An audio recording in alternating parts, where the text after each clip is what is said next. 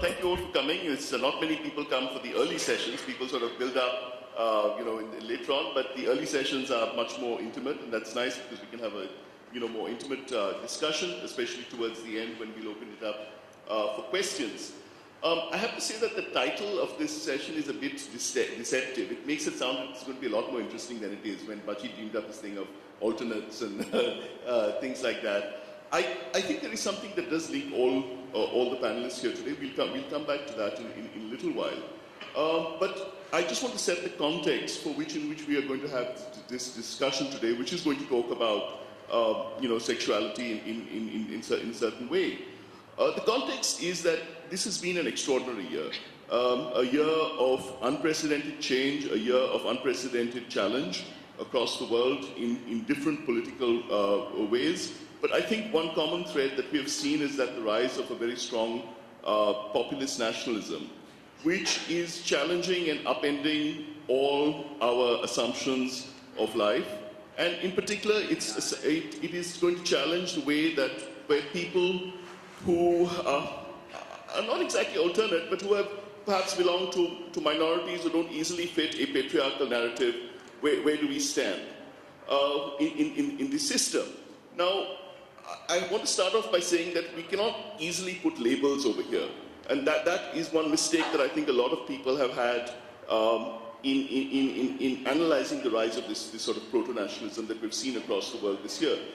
As I think you say in your book, The Indians, that one of the problems when you deal with Indian women is when people just put a label of patriarchy and assume that patriarchy is the same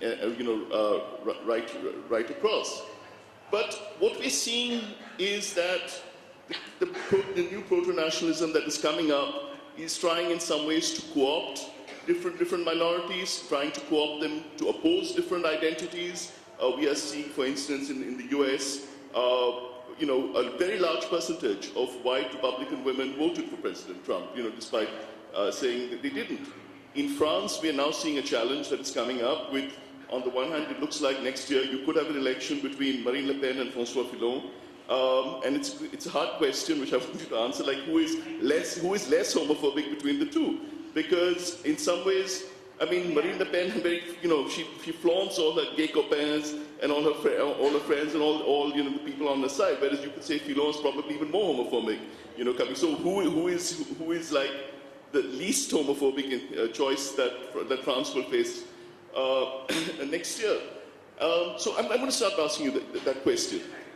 France clearly seems to be shaping up for the battle of how to deal with the new nationalism next year. Where is the LGBT community going to stand in this? Well, I can't say right now, but one thing is we don't know if the left won't have a challenger. I hope, but let us hope. But I mean, after this year, we need to be realistic. As for the candidates, I don't know, it's very strange, because on the national front, which is Marine Le Pen and the right wing, she has many gays in her board. And we have many gays in France who are going right-wing because they are afraid of Arabs. That's very simple. They are afraid. So they go right-wing. So some of them are voting right, which is quite new. But I think they are completely crazy, of course. It's just a phantasma about what being an Arab is and what the danger is. As for Fillon, so she's really homophobic. No way. It's not because she has some gays in her board that she's not. And she has a niece. I don't know if you've heard of the niece here. She's called Marion Le Pen, and she's a Nazi girl, really. So she's homophobic. She's anti-Semitic. She's everything. So no way that we know what they stand for. As for Fillon, it's very strange because himself comes from a sort of gay background. His career has been made thanks to a gay French member of parliament. So that creates the worst homophobic people, as we know, because he has been helped by this man who was a minister of Giscard d'Estaing, the former president. He was gay, openly gay. He helped the career of Fillon, who himself is told to be gay in the closet by some people. I don't know about that, but he's very ill-comforted with this beginning of career, and he has picked up in his team many anti-marriage people. As you know, we've had the law in France 2 years ago, the gay marriage law, which put many people in the streets against the law, which the law... Did that surprise you when the demonstrations happened?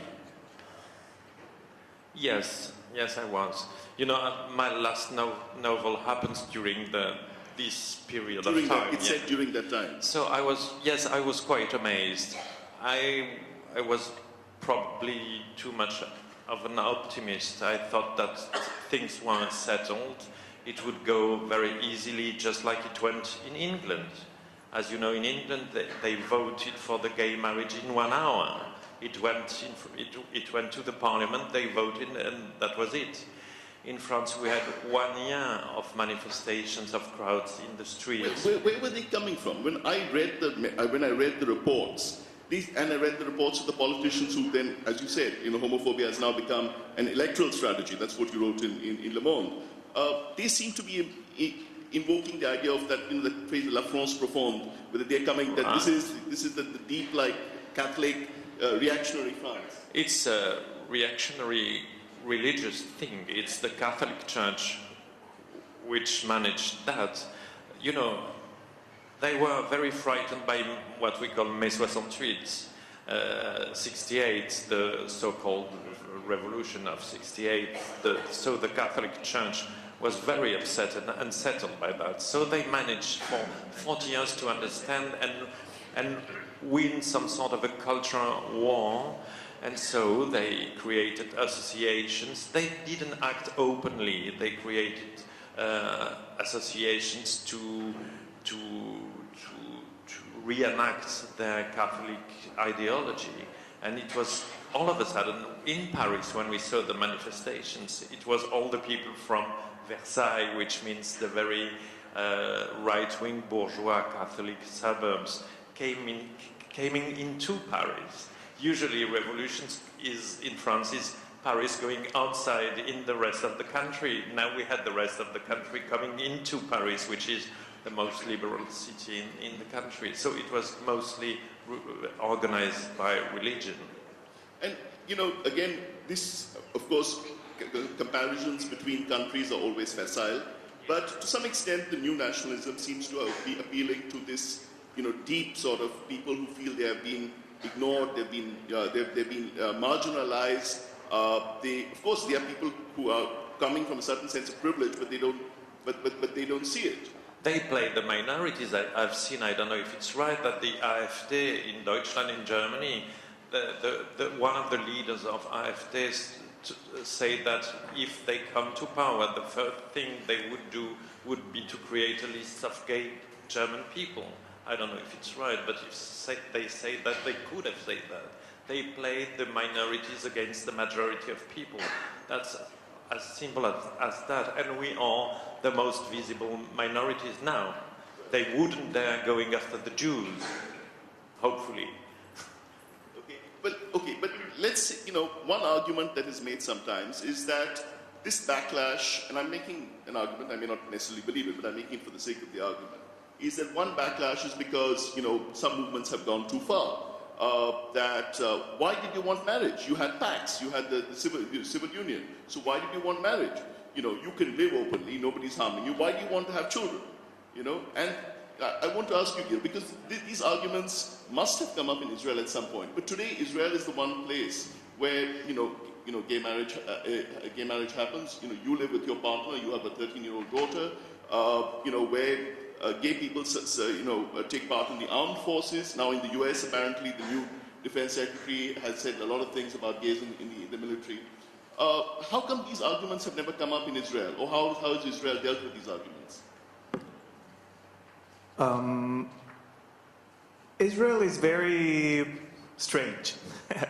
It faces lots of problems, but on the other hand, it acts very liberally. So, for instance, in Israel, which has a right-wing government, the right-wing parties are pro-gay.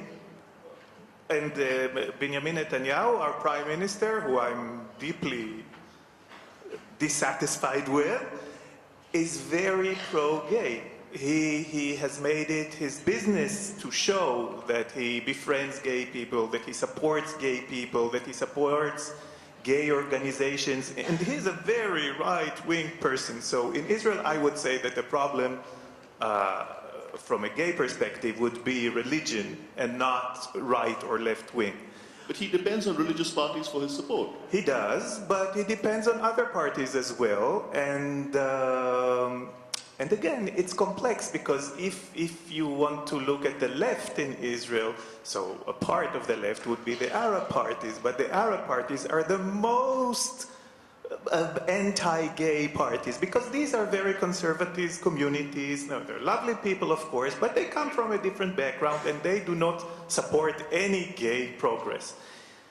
Having said that, the situation in Israel is this. The state is all gay reproduction. So as a gay person who lives with my partner, who was my commander in the intelligence service in the army. We have a 13-year-old daughter, and she is the biological daughter of my partner and a lesbian friend of ours. And had I wanted to adopt her, this would have been completely legal. I could have done it easily. I just don't go into that trouble, but it's easily done. But gay marriage is not existent in Israel for reasons that I won't go into, but it's not anti-gay. Again, it's a religious thing, but if I go and get married in Cyprus or in the United States or elsewhere to my male partner, the state immediately recognizes it. So it's a technical... It's a technicality, and in Israel, people are not that political. So, as you have said, you have it, so don't go into the trouble of flaunting it. You can get gay marriage, that's enough. Was it always this way when you were growing up? No, of course not. So how did the change happen? Without getting the sort of opposition that we're seeing in other parts of the world? First of all, I think that it's the wind of time. So, we look up to the States and Europe, and the spirit of liberalism gets to Israel, which is a very Western country. And secondly, we're a bit like India. So it's a big, big, big mess, Israel. And things are being done in so many ways. We're not as correct as Europe and the States. So it's not that everything would go through the parliament and everything would go through law and everything would be recognized. Life is stronger. And people just get their rights in so many ways. But having said that, there was one case in Israel where things were made very clear, and I think that it's important to tell this very short story just so people understand how progressive Israel is. During the first Clinton administration, the whole world was dealing with gays in the army, and there was this very awkward don't ask, don't tell, which was the compromise that President Clinton succeeded in coming up with, which for us Israelis, and at the time I was living with my partner in San Francisco, he was doing his studies there, it looked so strange. We have met in the intelligence service, in one of the top secret units of the Israeli army, and it was clear that both of us were gay. And for Israelis, this whole issue of gays in the army was very strange. What is the problem here? And the Israeli chief of staff, talk about conservative, the chief of staff of the army, made a statement saying, as the chief of staff of the Israeli army, that in Israel it is not that gays and lesbians are tolerated in the army. They are expected to do their service in the army, and they're drafted because they're citizens, and that's it. So Israel is a bit surprising. So I'll come back. Did you want to say? Which is very interesting, because in France, the leaders of the anti-gay marriage, or some of the leaders, were former military people. The Manif pour tous, which is the organization anti-gay, anti-marriage, and blah, blah, blah, is run by 3 former generals. And in France, the army is really sure that she's the last one to get to oppose this decadent thing. But the army in France has been a sort of source of the, the reactionary Catholic Of sort of, course it has. historically. Of course it does. You know, there are many parts of French army, of course, but mostly the Marine. The Marine are very well known to be the most reactionary part of the French army because they supported Marshal Pétain during the war. They are still very reactionary. But even now, the other part, the air, l'armée de l'air is still becoming very reactionary. And we had this very famous anecdote in Paris. We have the general building, which is called, it's a building where general have been allotted apartments to live in, as simply as that. And during the manifestations against the gay marriage, they painted the whole facade of the building against gay marriage. Wow. Active general of French army. And they were not reprimanded, there was no problem. No problem. Wow, that is scary. That's frightening. Yeah. I want to talk to you about India, but before that, since we're talking about Europe, I want you to, what is your view of these figures of the women who are coming to the forefront of these nationalist movements? In France, we have Marine Le Pen. In Germany, you have the leader of Alternative for Deutschland. What's her name? Petri. I mean, and there are similar figures in Scandinavia, for instance. The leaders of these sort of nationalist movements are quite often women. How do you analyze these women? I mean, who seem to be taking on almost a masculine role? Patriarchy works on women as well. I think it's a mistake to think just because you're a woman, that you don't have a patriarchal mindset and that anxieties don't work on you in a certain way. So that's happening all over the place. If you look at India, the suppression of women, it's very often women, the mother-in-laws, the sister-in-laws, who actually are an active part in violating the younger women. The same, you can kind of pull it into politics. So I think a lot of women who come to the forefront, for them it is kind of what we call Spielwiese, a playground, where suddenly they're seen, they're in power. And so I wouldn't I think it's a wrong question. Why is it that women are active in the right wing? It's the patriarchal mindset that plays itself out here. I mean, it is a figure that we have seen in India too. I mean, the sort of the strong woman, the powerful woman. Mrs. Gandhi, of course, was the originator of this figure, where she almost became like an embodiment of the nation. And Marine Le Pen is clearly sort of trying to draw in on that tradition, and it is actually a very powerful one. Yeah, I agree. So for me, it's more about dialogue. There are many men who are much more feminist than some women, and the other way around. So what I think is important, whether it's politics or in private, so I'd like to pull it a little bit away from politics, is to keep in debate, to keep the dialogue running. And it doesn't really help us if we talk to people who have the same mindset. If we want the dialogue to happen, we need to actually talk to people who do not have that sensibilities or that understanding. For example, who feel weird if two men raise a child. But that child has friends. For her, it is the most normal thing, so to speak, to have two men raising her, and that has an effect on these other kids as well. So being kind of in a conversation with people, I think that matters most, especially in times like today, where everything is turning towards the right, to really continue to be visible. I must add a short story about two men raising a daughter. First of all, it's very, very, very common in Israel. All of my gay friends, I'm 55 years old, all of my gay and lesbian friends, to the last one in Israel, have children. Of course, it's more popular in Tel Aviv, which is the progressive city in the center, than in remote villages, but it's done all over Israel. A short story about my daughter growing up as the daughter of two men. We live in a progressive neighborhood in Tel Aviv. One day when my daughter was 5 years old, she was playing on the pavement with some friends of her age. And some of them are the children of single mothers, some of them are the children of two moms, some of them come from regular families with a mom and a dad. So they were talking about one of the fathers in the neighborhood, and one of the kids said, I think he's straight. Now, these are 5-year-old children. So my daughter looks at him and she tells him, do you know what a straight person is? So he says, of course, it's a gay man who dates women. So well, that's one way of putting it. But, I think what you're saying about the need for dialogue is really important. And, Charles, when the Manif Puttus happened, and you started thinking about your novel and writing it, did you go out and talk to these people?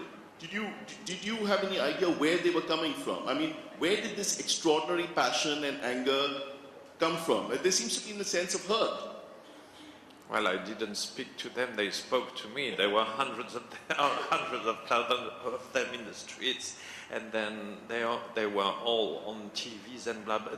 They were very open about what they thought. All of a sudden, what we thought unthinkable before that was thinkable and said. They were on TV every day saying gay marriage is the end of civilization and things like that. All of us, they spoke, they were very open, and which frightens me very much because I'm very much for hypocrisy, I'm a very militant of hypocrisy, because to me hypocrisy means that the powerful people think that there's something ahead of us which they must respect. And all of a sudden they were very brutal, and they dared say things they didn't dare say before. So it was very open, and it was very political too, in the sense that we saw the reenactment of people or ideas which were properly anti-French Revolution. French revolutions happened to more than 200 years ago, and still a large part of the country didn't swallow that. They are against what we call les Lumières in France. Les Lumières is the Enlightenment, as you know. And we have so many people openly against Enlightenment. That's very simple. It's political too. It's against French Revolution. And it's something that keeps coming up in France. Oh, yes. Every 20 years, it sort of erupts again. I think it's all about Mai 68, as I used to say. They were frightened by that. They thought that decadence had come and took power in France, and they managed for 40 years to get back from that. And they were very militant, they organized themselves, and it's very open now, and we are stunned to see that, because they have no complex anymore. They say themselves, we are décomplexés, uncomplex people, and I'm very much for complexes in that way too. Katharina, we have seen this in India, in many high-profile, really horrible cases of abuses against of women. I mean, there are so many that you don't need to begin to name them. And I want to say something that I hope will not be misinterpreted here, but it's something you said about dialogue. When you hear the stories of the men who have committed these crimes, and they're horrible, but there is a sense of damage with these men too. A certain sense of damaged masculinity, a certain sense of isolation, which does not excuse what they did, because there are many others in their same position who would not have done what they do. So excuse for a minute what they did, yet the damage is there. How does one dialogue with these people? How does one understand them? And I don't know if there's any solution. Yeah, that's very difficult. First of all, I think the violation against women, that's a universal theme. And then there are cultural imprints on, how does it play out? And what I find, for example, quite alarming in India is, if you look at the numbers, rapes in India, by the way, are much less than in most European countries. You just look at the numbers of people. There's a great misunderstanding. But the kind of violence and hate, if you have the gang raids where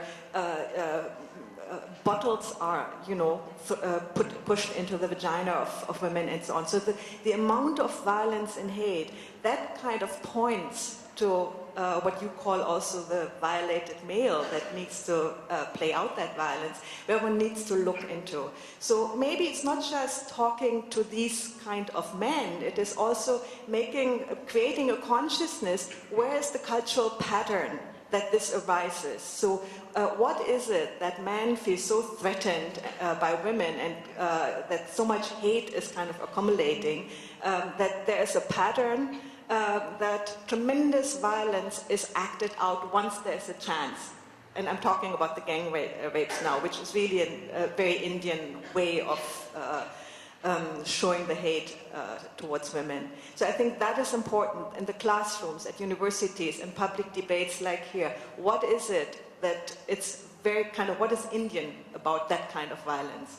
And that, of course, goes into the direction of the powerful mother, which you have in mythology, also in the goddesses, the mother that in a way suffocates the young boys as well. So, I mean, this is very simplified, but this kind of pattern where when do you have a chance to take revenge? How have you seen this in the last 10 years playing out in the very specific context of Goa? Because Goa is a fascinating place. I mean, of course, it's a beautiful, wonderful place. Everybody loves going to Goa. But it's a place with its own discontents, its own undercurrents. It's a place that has a strong Catholic heritage, yet a sense of tolerance. It has, tourists who are coming in with their own, tropes and bodies and the display of bodies and things like that. And you have Indians coming to serve the tourists from across the country, usually men alone, far from the witnessing. And we are now seeing, I mean, in the case, but we are seeing these violence happening. So what is going to happen in Goa? Have you seen this sort of disintegration, increasing violence, a possibility of dialogue? Well, most of you must have heard about the gruesome murder of Monica Gort 2 months ago. She was my friend. So it, of course, hits you deeply. And it's not just about Goa. It's, again, the setting of public and private space. Monica lived a life on her own. She was beautiful.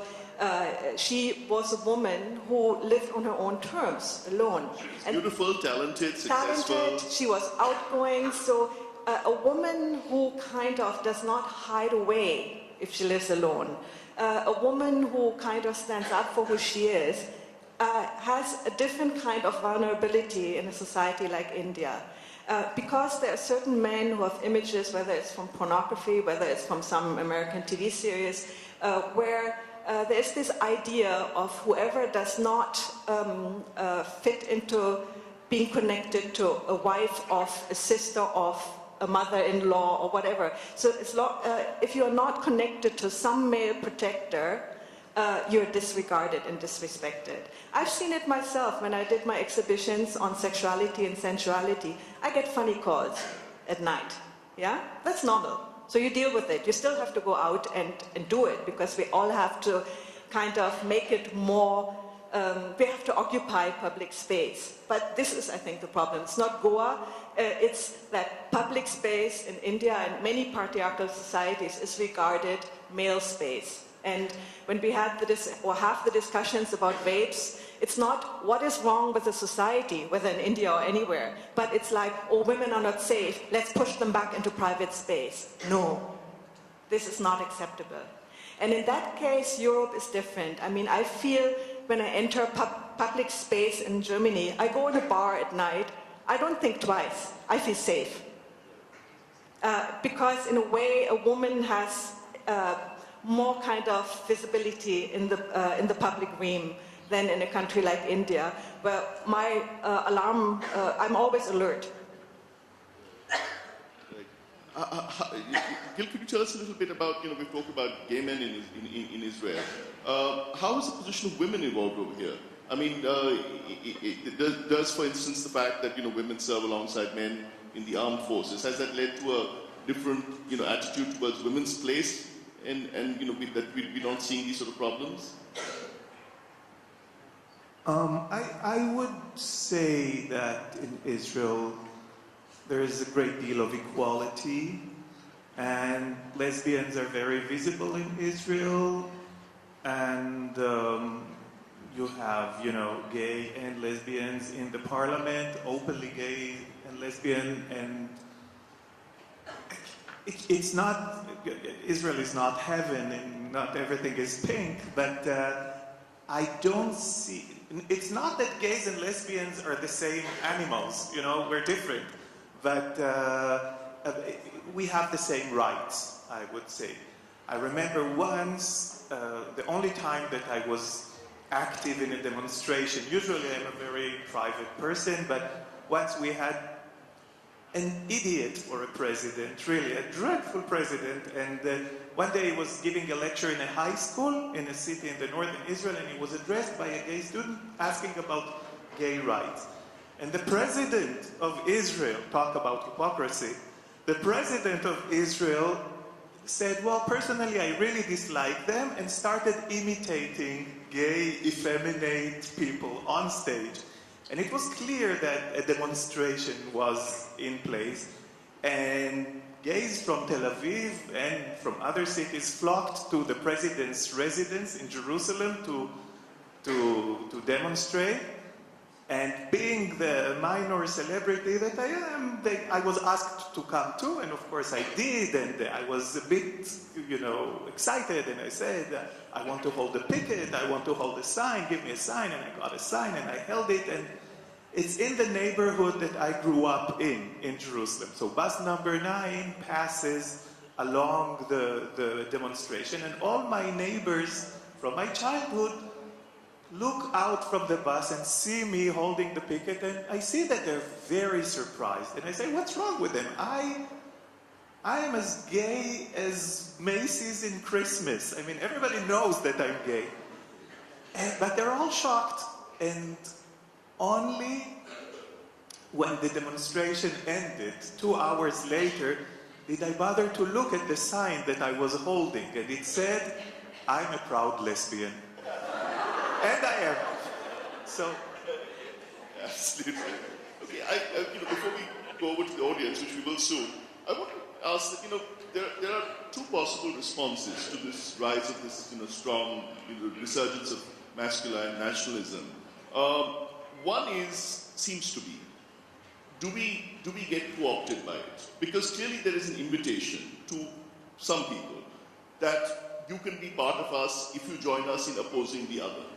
And we can see this in, like Marine Le Pen's, gay people. That the argument that they give us, that they're giving is that, yes, okay, she may not be great on gay marriage, but she's against like the Muslims, and that's the thing. So this is an invitation. Be co-opted. You will get some rights, but you will be tolerated, and you can join us. And it's tempting. I mean, who wants to fight all the time? And I can see this happening in India. Many people say that, why do you want to fight all the time? Why do you want this thing? Settle for this, and you will be tolerated. How do you oppose that? How do you give an argument against this? I don't want to be tolerated. It's a horrible thing. I don't want tolerance. Because tolerance is what you said, is to be given this when the others have got that. Right. I don't want to be tolerated. I want to be normal. I'm normal. One of the questions about our words in our panel is liberty, equality, sexuality, and I think sexuality is the word and not the right word. I wouldn't know for Israel, I wouldn't know for Germany or India, but for France I know that all depends on the idea that each country has of itself. And in France we see ourselves as the sex country. No one has a problem with sex. Sodomy, even heterosexual have been told use it.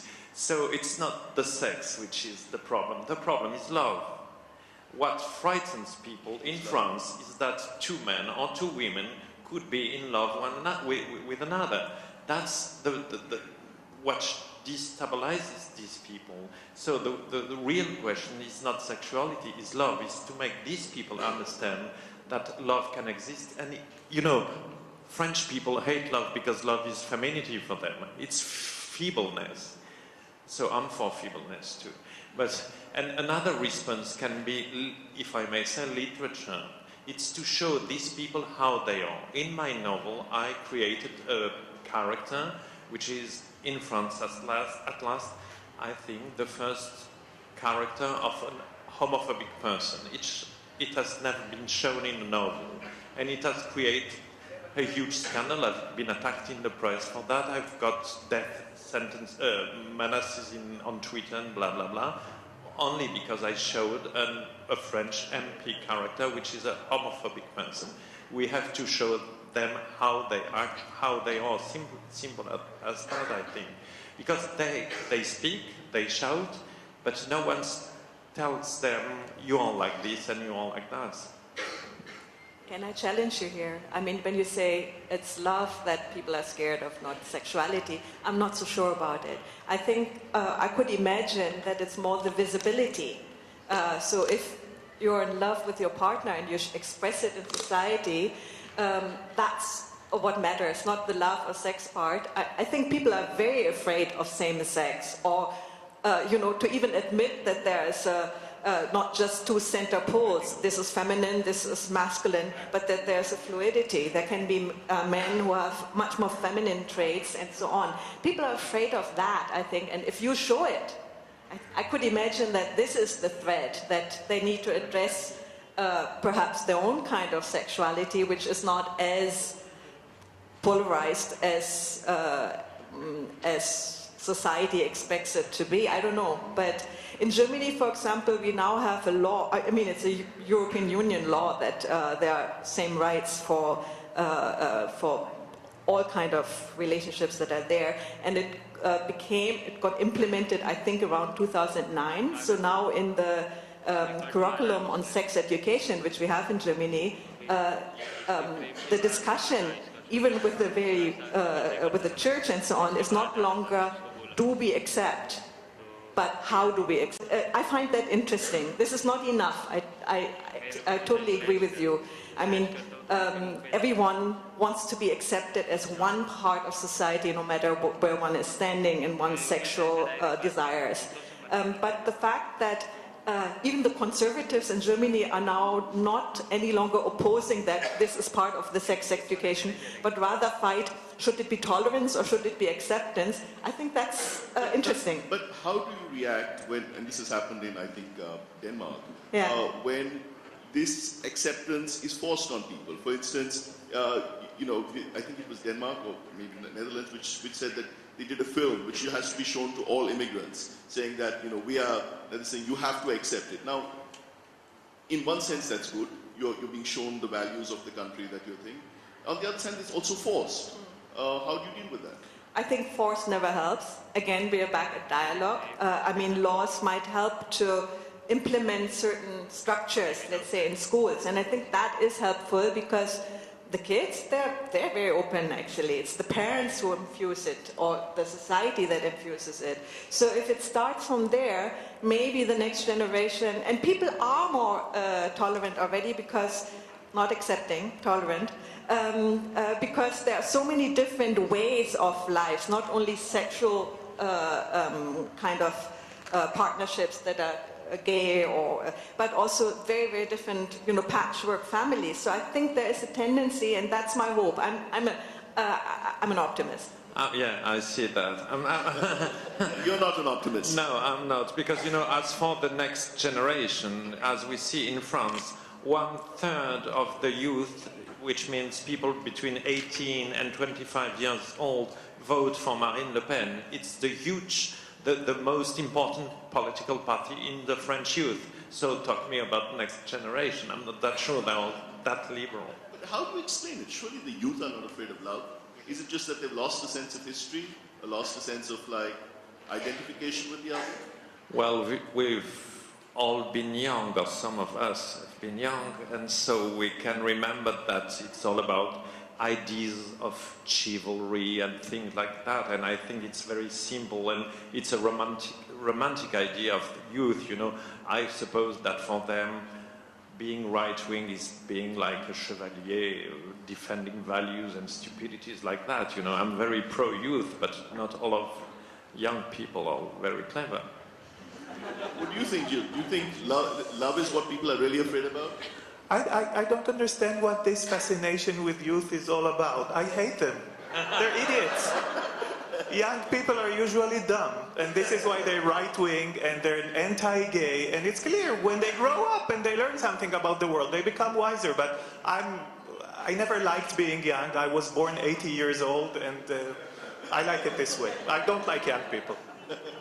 Okay, as I said, like, engaging is one option. The other option is escape. Okay, I mean, after, it's all these people who say, oh, let's go to Canada. Canada is this wonderful country. It's got this wonderful, handsome, anti-masculine, like, He's not handsome. Huh? He's not handsome. Everybody says he's handsome. Okay, He's not handsome. Okay, no, but so there is escape. There is escape to another country. There is also internal escape. You go back into yourself. You go back. You disengage from the world. You focus on literature. You focus on art. You focus on cooking. I've done that. When something really bad is happening, then I just go and like cook. And I'm sure the same is true. Is true with you. So escape is an option. And it's not necessarily a bad option. I mean, I'm speaking about this, in India, because you would be familiar with this, where we have the figure of Krishna, who is an interesting character because he's both masculine and anti-masculine. And one of the attributes that is given to India is ranchod, the one who runs away. And it links, of course, to a particular myth when Krishna was faced with a major enemy. And he decided that rather than kill himself futilely, it's better to run away, regroup, and come back and defeat them. But we do celebrate in India the idea of escape, running away, and maybe coming back. So I want to ask you, is escape, internal escape, focusing on literature, on art, just disengaging from the world until maybe the bad things go away, 10 years, 15 years, and the circle, is that an option for dealing with the next 10 years of nationalism? That's what they want. They want us to be unpolitical. They want us to escape. And that's the worst response when fascism is on the rise. They want us to do, I don't know, cooking, go to the movies and be unpolitical. That's the worst response in my opinion.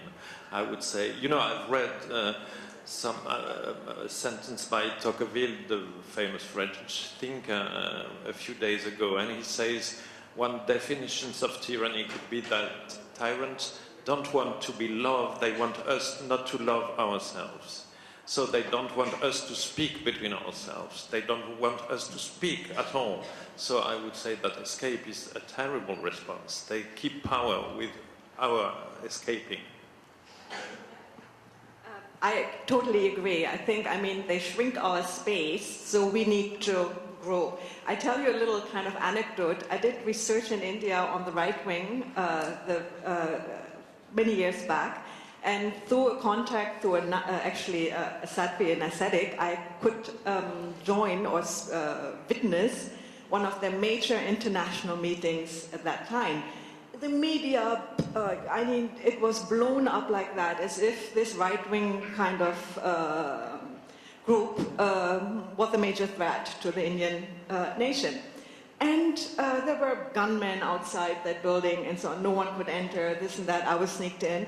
There was nothing in there. There was a handful of people. So we need to do the same thing. We need to grow and stand up and kind of show we are there. And I think that is very important.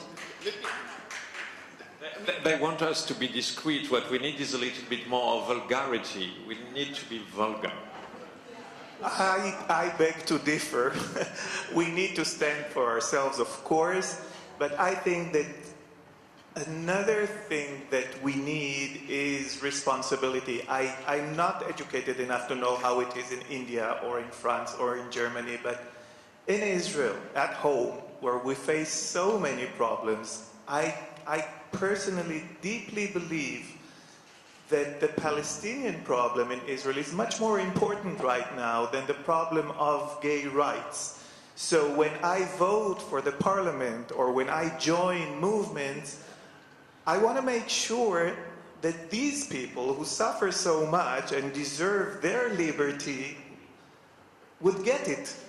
And at the moment, it's more important than my ability to be officially wed to my partner in Israel. So as an Israeli citizen, sometimes you have to make choices. And sometimes the story is not all about us, it's about others as well. So you need to be very present as a gay person everywhere, in Israel, in India, in the world, and I always make it clear that I'm gay, etc., even when I meet, I don't know, a cab driver. But when it comes to picking your fights, sometimes it's not necessarily the gay right fights that I pick. No, every right is a human right, gay right or Palestinian right, so there's no difference between them. Every right is a decent human right. It's not about us, you know, it's not about the gay marriage, it's about human decency. Gay right, it's not a gay right, it's a human right. Every human, either hetero or gay, should be proud of. That's as simple as that, I think. That is, I guess, a message to hold on to, you know, in the next 5, 10 years, for how long this, well, because I think these things are cyclical. I hope they're cyclical, and that, you know, perhaps, you know, this will not last. Now, we have a little time, 10 minutes for questions from the audience. Does anybody have any? Yes, the gentleman in front.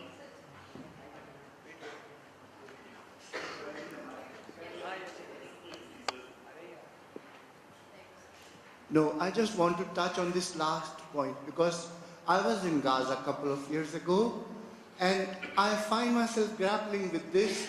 How do you talk with my Palestinian friends? I was working with them and yet questioning myself about what Charles said in the end. They are just human rights, but then how do you decide? Because the people I love in Palestine are at the same time very anti-gay and anti-women. And how do you divide that love and choose the right? I'll answer with a short story. When I was working in a newspaper in Jerusalem, it was a very, very, very left-wing newspaper, and I was considered the most right-wing person, because I would vote for the most left-wing party that there is in Israel that is still Zionist. And beyond it, to the left, you have Arab parties, which are not necessarily Zionist. And I told them I cannot vote for them because if they win the elections, of course they never do, but if they come to power, I would be literally killed, because this is what happens in Arab society when you're gay. You have Palestinian gays fleeing to Israel to a very miserable life, because nobody likes Palestinians in Israel, unfortunately, or at least the majority doesn't like them. But in Israel, at least, they're semi-safe, okay? They're refugees, but they're tolerated. In Gaza or in the occupied territories in Judah and Samaria, they would be assassinated for being gay. On the other hand, it's not my responsibility to educate the Palestinian society. It is my responsibility to work for them to be free. Once they're free, it's their problem. I do not have to deal with it. I of course, can deeply disagree with the way they're living, but the way to mend it is not to occupy them and make them do what I want them to do. So when it comes to this, I think that liberty is more important than gay rights. Have there been moments when you have connected across the divide? Because this has happened to me. I mean, not so much with me personally, but with one of the senior lawyers in Bombay, who's a great human rights lawyer, who represents gays and he represents Muslims. And he's been in a room where both of his constituents are fighting with each other. And he's told them all, you know, step back. You have your differences, but there are issues. You are both attacked by the police. You can both join and oppose something like police brutality, police violation. You can find common grounds. So have there been these moments? It doesn't happen. I think that lawyer was wrong. Unfortunately, minorities do not unite. Yeah, right. And if you would take an oppressed Palestinian and a gay left-wing activist like myself, he would not want me to befriend his children or his family. He would not. And it would be a lovely world where if all the minorities would unite and then everything would be okay. But it just doesn't happen this way. It's the same, you know, people usually tend to put lesbians and gays together because, you know, they're doing the same thing. No, it's two different groups. And it just doesn't happen this way, unfortunately. Yeah, and majority even works in that sense. I've been struck by the fact that Trump, a few days ago, just said on TV, "Oh, I'm pro-gay marriage." And in fact, it's terrifying. I'm not sure he's right saying that, but what he wants to say is to have the gays with him and to make them a minority with him opposing other minorities. But it never happens, you're right. Minorities are not all together. Question from Monsieur Dante. The French Revolution slogan of liberty, égalité, fraternity, so liberty, equality, and brotherhood. What happened to brotherhood? What happened to fraternity? Because that is what brotherhood is: sympathy, empathy. Everyone seems to be only talking about liberty, equality. What happened to the sympathy and fraternity? What happened to that? Well, France is the most hateful country in the world, so what about brotherhood? I wouldn't know. You know, we have a very famous painting in France, which is, I don't know if you know it, which is Liberty Guiding the People by Eugène Delacroix, a very famous romantic painter. And it's the painting of a woman with the naked boobs and the French flag and the crowd behind her. And I think that French people don't love liberty, they love naked boobs.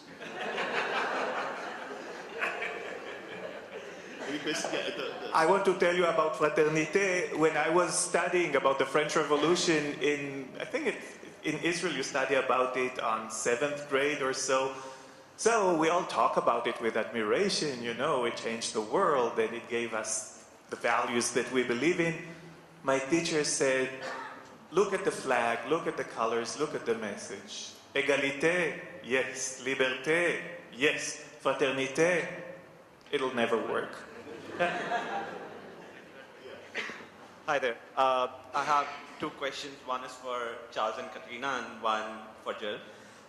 So my first question is, France and Germany over a period of time, they have seen that sexual relations were acceptable, but the same-sex marriage has just been accepted, especially in France in 2013 and in Germany in 2001. So basically, the time frame that has taken, how the change has happened in these two countries and what can India learn from it? And my second question to Jill is, in Israel, the same-sex marriage has been accepted by state, but the religious institutions have not accepted it, and that's the bigger problem. That's why people cannot get married. So what are the kind of steps that activists like you take to get the religious leaders and talk to them about these things? Thanks. I think, first of all, it's kind of exaggerated the liberty that exists in Europe. One looks into history. Till the 12th century or medieval ages, homosexuality, and that meant in general sodomy, you're a dead person if you're caught.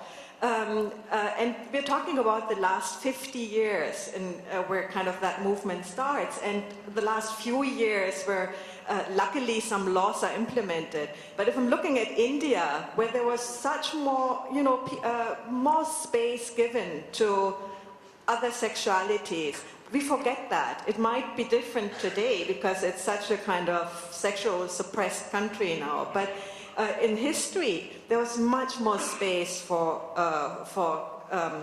sexually differently acting people, yeah? And I think that's also important to mention at that point, that we should not just look at the last decades of history, but the big picture. So I'm not so sure about the tolerance in Germany. We are, compared to Western Europe, there's a lot of kind of controversy within the country. So France is much more advanced, Italy is more advanced, Scandinavia in that sense that there's more acceptance. So I'm not so sure where it's going, especially with the politics right now. Yeah, and we must say too that we all agree here, but we had many older gay in France who told us that we should be against gay marriage because gay marriage is a kind of being bourgeois and filling in the old schemes. So we had some gays who were very, very opposed to gay marriage. They say you shouldn't go there, but I think it's an old idea of being against something which doesn't exist anymore. So the point is of being official, because you're right, in former times it could be have period of times where gay people were accepted, but unofficially. That's the thing. We don't want to be, I don't know, in the tunnels anymore. The point is officiality. Religious leaders. I think the answer to the question, how do you engage with religious leaders or with the religious crowds, is, for me, it's grassroots operation. I mean, for me, it's being present as a gay person, of being that nice guy from television that every grandmother wants her granddaughter to marry. So I say, if you have a grandson, maybe this would work. And understanding that they're good people. They're just different and afraid, and from my point of view, uneducated. But they're good, they're nice. I just got on a cab in Israel and drove to the airport. And the driver was a very religious person, dressed as a penguin. Very, very religious people in Israel are dressed in black and white, so we call them penguins. And he was a very nice penguin. Now, he was very depressed because his little son got a hearing aid, so he was, and I just wanted to hug him. It was clear that we're friends, and I made it clear that I was gay, and the minute you talk to people, they're okay. So I'm not sure that the answer is always talking to the leaders, because leaders are very concerned with their, perspective of life. The answer is showing that we're all people and that I'm a nice human being, and it actually would be nice to be my friend. And if I conquer one heart every week, this is the little improvement that I do in the world. Okay, I think we are actually out of time, so if anybody has any more questions, you can talk outside. I think one thing that remains with me from what you've said is something that you said, that when you were seeing the Manifeste pour tous, you got the sense that these people were still fighting the French Revolution. And I suppose the other way to look at it is that we are also still fighting for the revolution. And in a sense, these battles have to continue. I'm speaking from the perspective of somebody in a country where it's still illegal to be gay. I mean, technically, all of us who are here are gay are, as we call, unapprehended felons. But we're here. We're here. We're living our lives. We're open.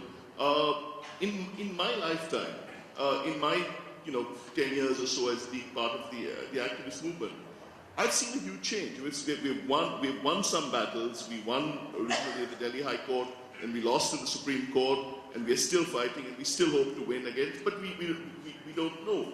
But in those 10 years, I've seen a sea change. When we started this battle, everybody was scared. We would meet, meet in rooms, this thing, people would meet, people would never take photographs. There were no, if ever a photograph of a gay person came in the paper, his face was like, in shadow. There's a whole a technique of doing these photographs where you don't show the names. Today, when I go to a gay meeting, there are so many young people, and the first thing everybody does is they take a selfie, and they put the selfie on Facebook. And part of me is also, it's a bit disconcerting for me, But part of me is that that's wonderful. And I suppose it's also very annoying. It's also really, really annoying when everybody stops everything to take selfies. But I've realized that it's also a powerful thing. And that hopefully, I mean, I know you think young people are stupid and dumb, which is also true. And it's true that it's true that they don't often think of the consequences of taking a selfie. But I suppose in that stupidity, perhaps there's some hope for change. So, yeah, thank you.